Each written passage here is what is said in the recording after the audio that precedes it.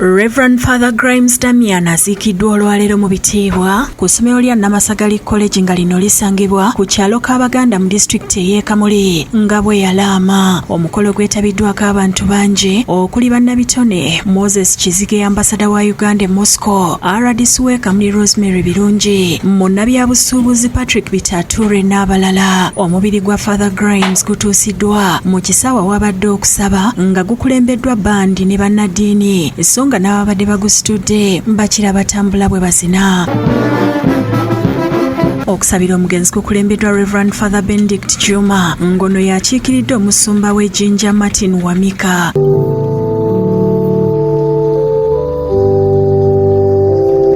Mubaka wa Bishop Wamika ategeezezza abakongobazi ng'Eklezia y'e Namasagali bw'egenda okufuulibwa ekigo okujjukira ebirungi Father Grimes bye yakolera Busoga ne Uganda yonna. Bishop for proposing that Namasagali Rectory should now be transformed into a parish in memory of Father Damian Grimes. Moses Kizige ambasada wa Uganda e Moscow ku lwa gavumenti ategeezezza nti baakusoba ombi 2 n'obukadde 8 mu ssomero lya Namasagali okulidde abulula. The students now all students have come together. We have a strategic development plan.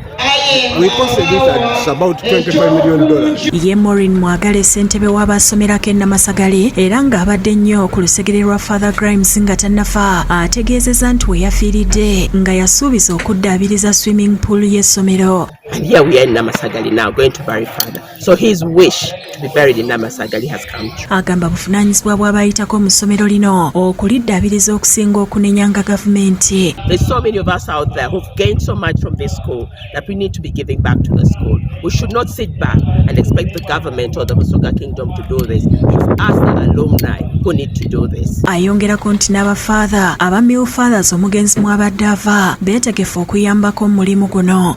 They want us to work together and they want to come on board so that we get the school back to some sort of so I think they want to continue his legacy. Munnabyabusuubuzi Bitature ayogedde ku Father Grimes ng'omuzadde eyazza empisa mu bangi abayitirako mu mikono gye.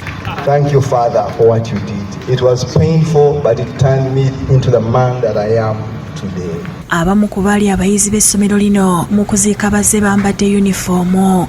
I cannot forget how he always wanted us to keep time, how he always wanted us to multitask. Those are some of the things that have kept us going. Ku ssaawa 10 zennyini Father Grimes aziikiddwa ku ssomero okuliraana Eklezia gye yatandikawo. Father Grimes yafiiridde ku myaka 93 ng'emyaka 46 yagimala mu Uganda era nga yakulira essomero lya Namasagali okumala emyaka 33. Nathan Sengooba yakusakidde ekkulire lino ku Rabukedde TV.